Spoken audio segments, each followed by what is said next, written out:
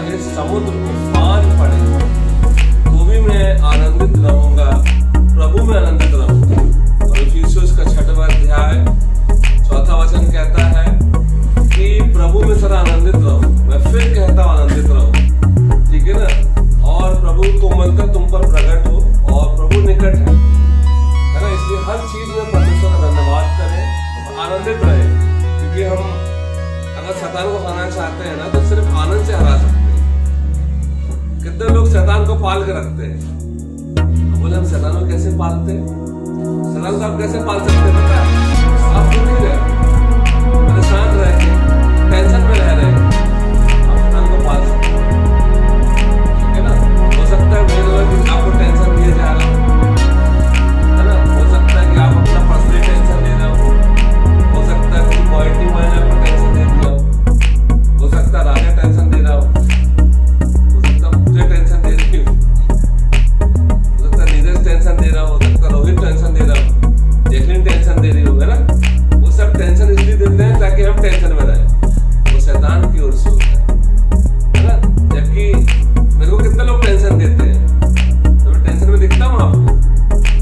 मैं ही आप लोगों को इनकरेज करता हूँ, मैं ही आप लोगों को खुश रखता हूँ। टेंशन बहुत सारी होती है पर टेंशन लेने का नहीं, ठीक है ना, और देने का भी नहीं, ठीक है। ये नहीं कि भाई तुमको नहीं ले रहे हो दूसरों को दे दो, और गैर इधर से उधर हम डालने की कोशिश ना करें कि अपनी टेंशन उसको दे दी, उसकी टेंशन उसको दे दी, उसकी टेंशन उसको दे दी, ठीक है। टेंशन ना लेते हुए फ्रैंक होकर हम काम कर सकते हैं। इस क्रिसमस के सीजन में जैसे कि आप जानते हैं कि इसमें बहुत सारी कहानियां हैं, बाइबल में आपने देखा क्रिसमस में यीशु मसीह के बारे में बहुत सारी कहानियां हैं। यहाँ पे यूहन्ना का यीशु मसीह के पहले आने वाले देने वाले दिन का भी कहानी है। उसकी माँ एलिसबेथ भी वो गर्भवती होती है, उसकी कहानी है।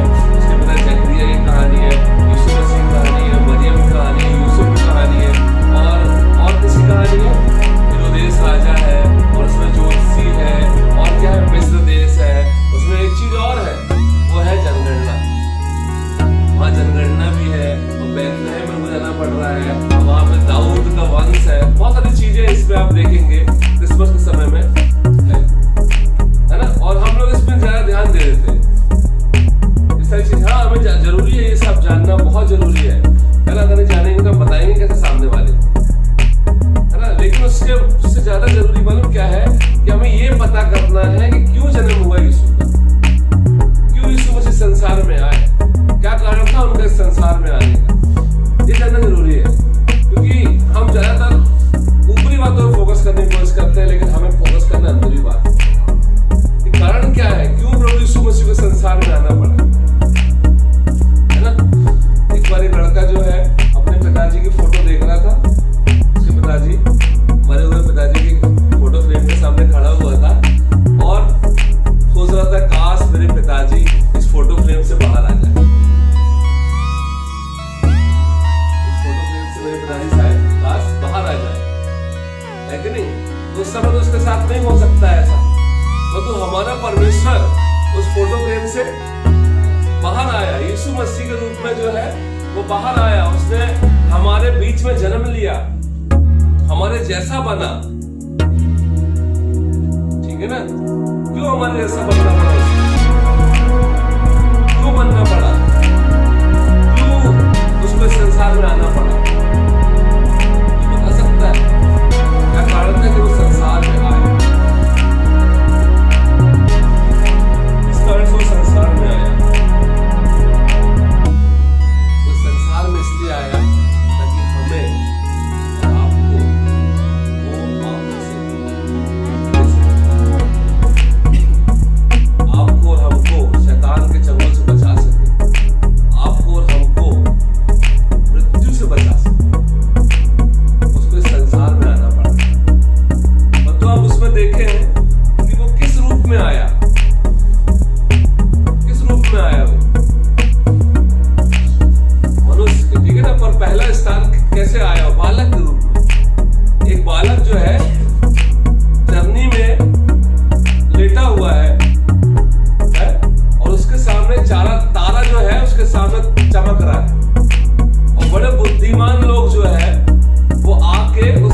उनको दंडवत कर रहे हैं।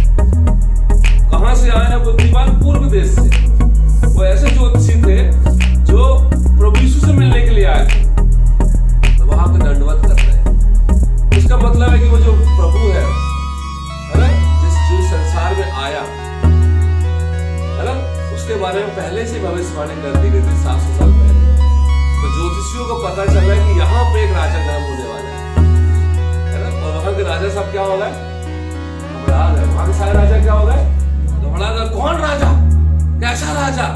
हेरोदेस बोलता मुझसे से मेरे सिवा कोई राजा है ही नहीं।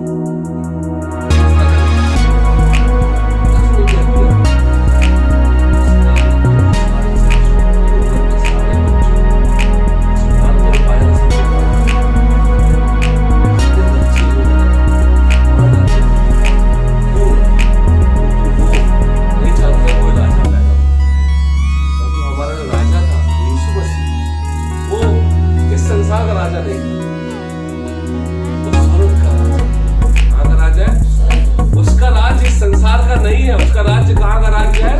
स्वर्ग का राज्य। वो यहाँ राजा बनने आया था, पर वो इस संसार का राजा बनने नहीं आया था, परंतु वो यहूदियों का राजा बनने आया था, वो मसीहों का राजा बनने आया था, वो कुचले हुओं का राजा बनने आया था, वो पापियों का राजा बनने आया था, वो ऐसे लोगों का राजा बनने आया था जो कुछ है ही नहीं।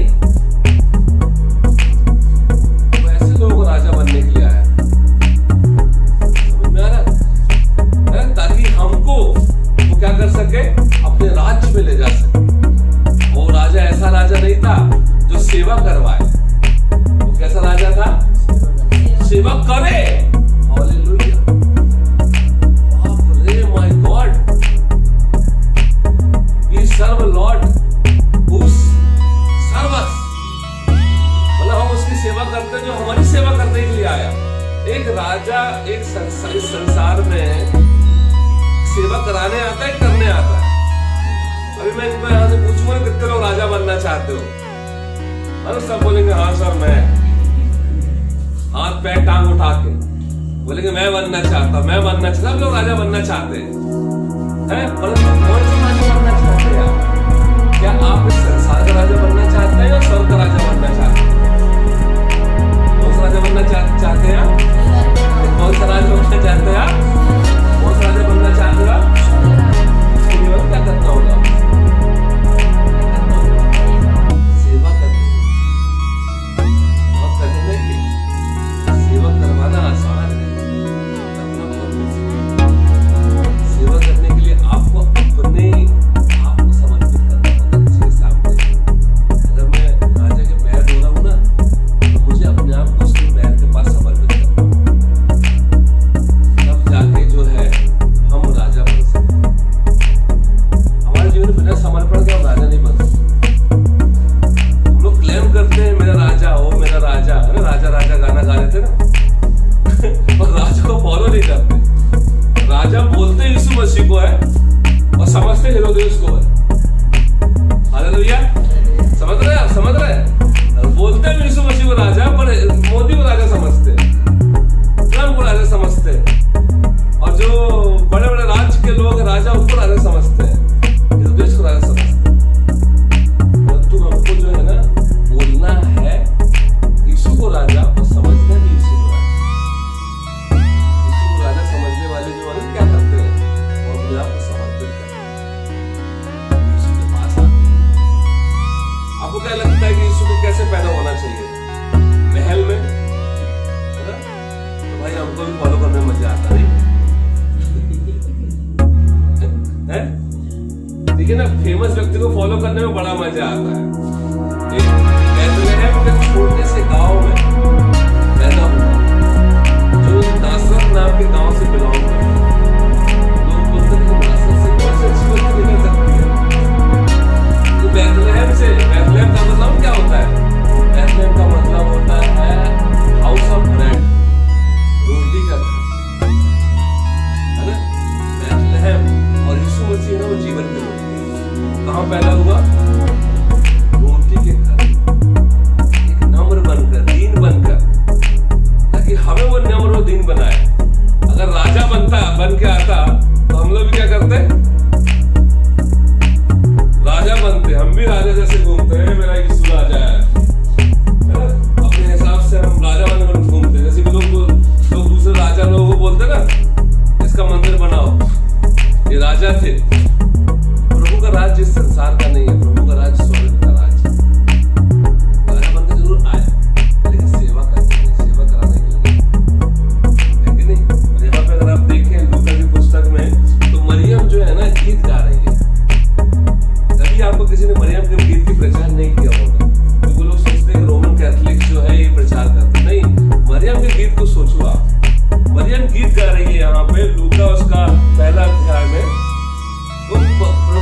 बड़ाई कर रही है।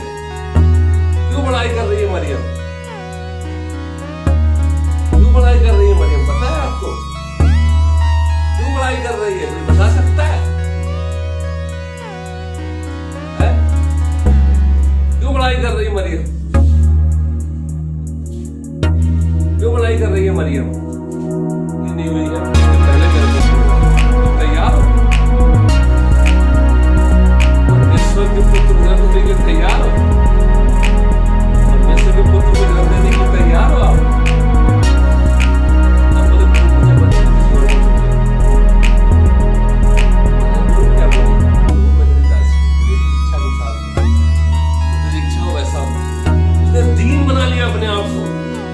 क्रिसमस का सीजन है, ये जो 20 है वो उसने हमको मालूम क्या सिखाया है?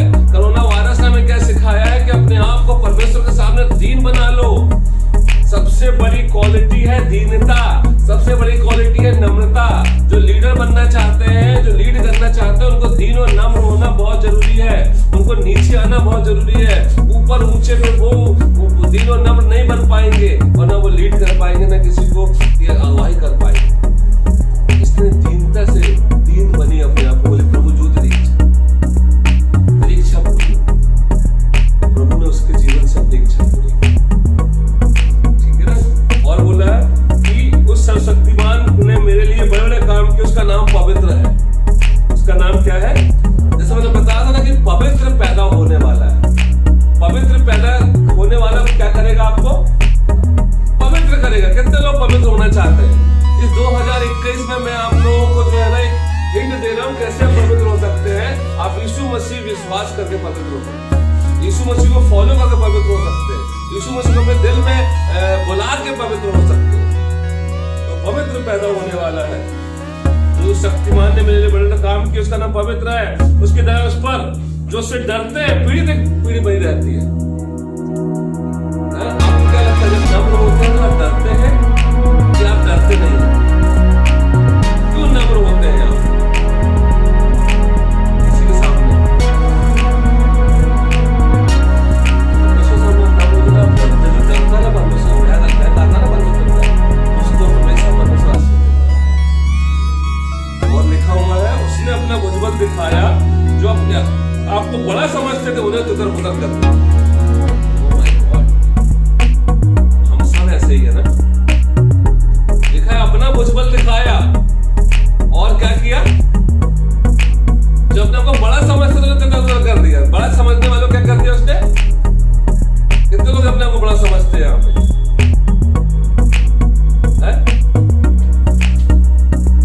सब लोग हल्का लो, मेरे को मालूम है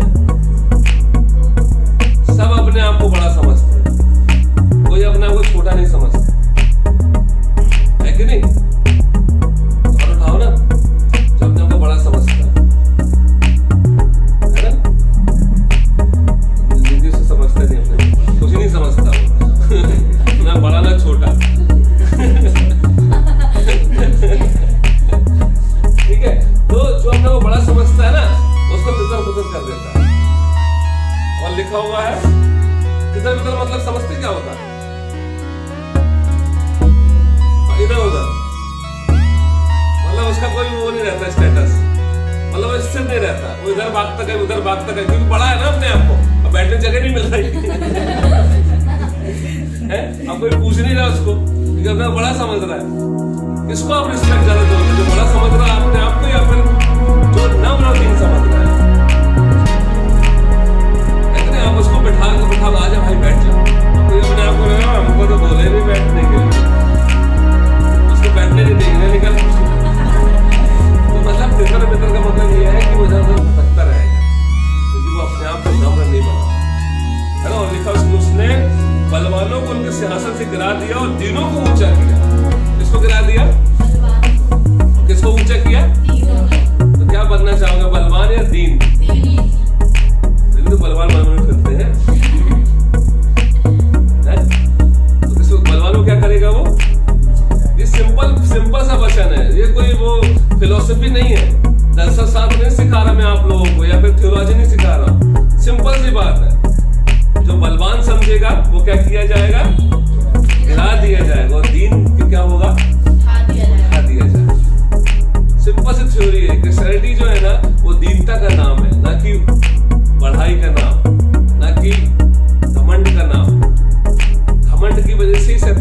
तरह आया है और दीन होने की वजह से यीशु मसीह सबका राजा बना है। हालेलुया। नई चीज आई यार, नई चीज बताई है ना। घमंड होने की वजह से शैतान नीचे आया है और नम्र होने की वजह से यीशु सबका राजा बना है। आप सोच लो किसको चुनना है, यीशु को या शैतान को, घमंड को या नम्रता को। हाँ, नम्रता होने के कारण प्रभु शिरोमणि बनाया गया। आज यीशु का नाम है ना संसार में सबसे ऊंचा है। और लिखा है उसने भूखों को अच्छी वस्तु से प्राप्त किया और धनवानों को छूछे हाथ निकाल दिया।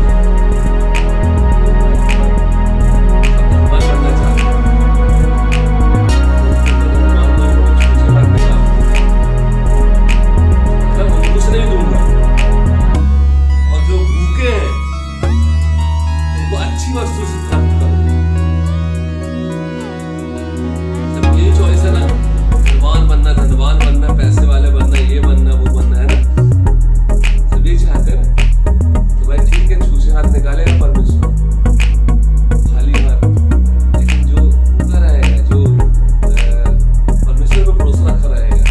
एक्चुअली इस समय मालूम है आपके पास कितना ही पैसा होगा ना, क्रिसमस के समय आपको ऐसा लगेगा कि मालूम है पैसा कम है। और उसका कारण क्या है? क्या कारण है बताओ? मैंने उसके बारे में मैंने सोचा, मेरे को भी ऐसे महसूस हो रहा था। उसका कारण पता है क्या है? परमेश्वर नहीं चाहता है कि आप उस पैसे पे भरोसा रखो, परमेश्वर चाहता है कि आप उस पर भरोसा रखो। समझ में आ रहा है?